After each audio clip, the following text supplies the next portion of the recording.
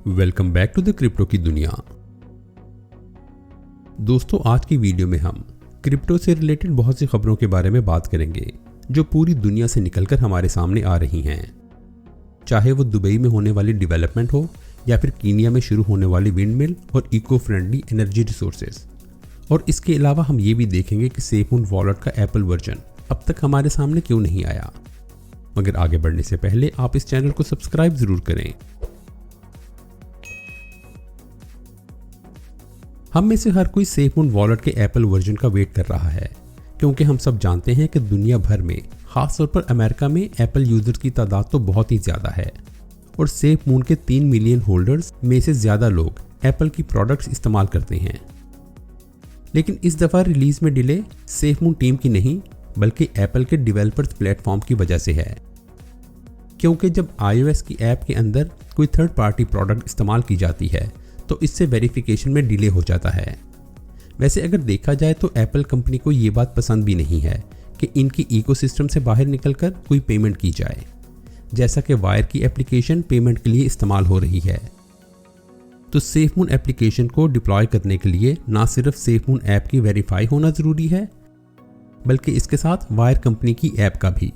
और यही वजह है कि एप्पल ने इसको कई दफ़ा रिजेक्ट किया होगा और दोनों साइड्स के डेवलपर्स इसको फिक्स करने में मसरूफ हैं।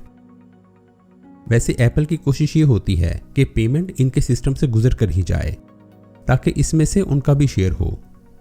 जैसा कि ईबे में जो भी ट्रांजैक्शन होती है उसमें एप्पल का कोई हिस्सा नहीं होता। तो क्रिप्टो करेंसी का ट्रेड करना भी बिल्कुल ऐसे ही है जैसे आप कोई प्रोडक्ट खरीद रहे हों। और सेफमून की टीम की यही कोशिश है कि इस ट्रांजैक्शन में किसी भी किस्म का शेयर एप्पल को ना दिया जाए और इसका फायदा डायरेक्ट सेफमून के होल्डर्स को मिले।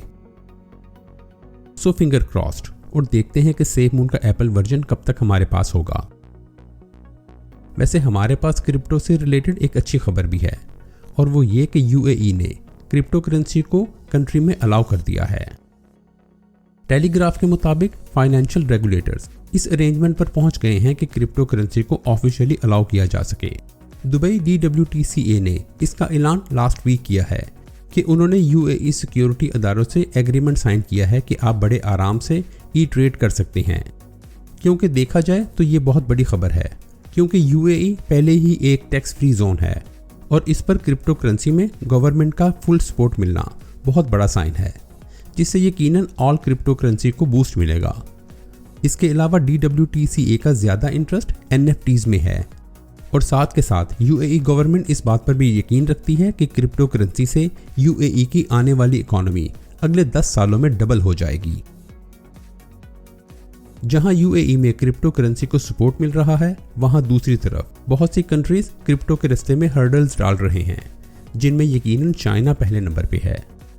चाइना ने रिसेंटली इस बात का ऐलान किया है कि वो हर किस्म की क्रिप्टो करेंसी को अपने मुल्क में बैन कर रहा है। अगर मैं ठीक से याद कर सकूं तो इससे पहले भी चाइना तकरीबन 110 दफ़ा क्रिप्टो करेंसी पर बैन लगा चुका है। ओवरऑल चाइना क्रिप्टो करेंसी की सबसे बड़ी मार्केट है और इसके किसी भी डिसीजन से क्रिप्टो करेंसी पर काफ़ी इम्पैक्ट आता है। इसलिए आपको पिछले दिनों क्रिप्टो करेंसी में जो डाउन देखने को मिला है वो इसी डिसीजन की वजह से है।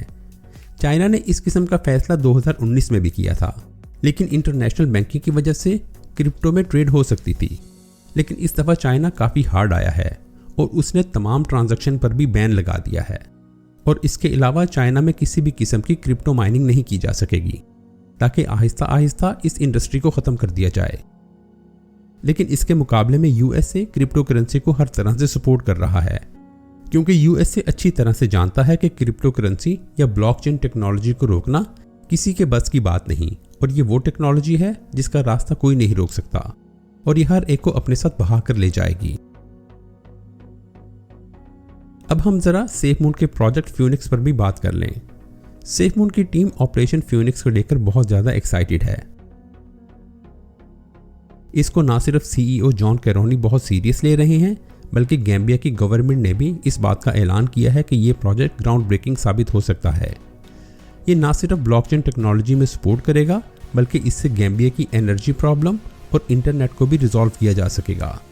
और फिर तेल और गैस के बजाय सोलर एनर्जी या ग्रीन एनर्जी किसे पसंद नहीं। आखिर में हम जरा टोकन कंसोलिडेशन का भी जिक्र कर लें। लास्ट वीडियो में हमने इस बात पर गौर किया था कि टोकन कंसोलिडेशन या रिवर्स स्प्लिट असल में क्या है और इससे टोकन की प्राइस पर क्या इफेक्ट आएगा।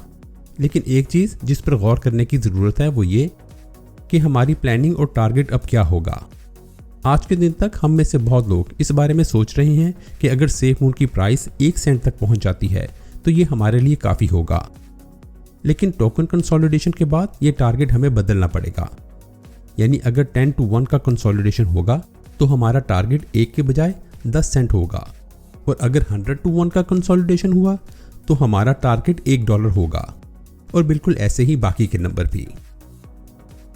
दोस्तों, आप सेफ मून की ओवरऑल परफॉर्मेंस के बारे में क्या कहते हैं? अपने आइडियाज़ हमारे साथ ज़रूर शेयर करें। और अगर आपको मेरी ये कोशिश पसंद आई है तो इस वीडियो को लाइक करके इस चैनल को सब्सक्राइब ज़रूर करें। अब मैं आपसे मिलूंगा ऐसी ही एक और वीडियो के साथ।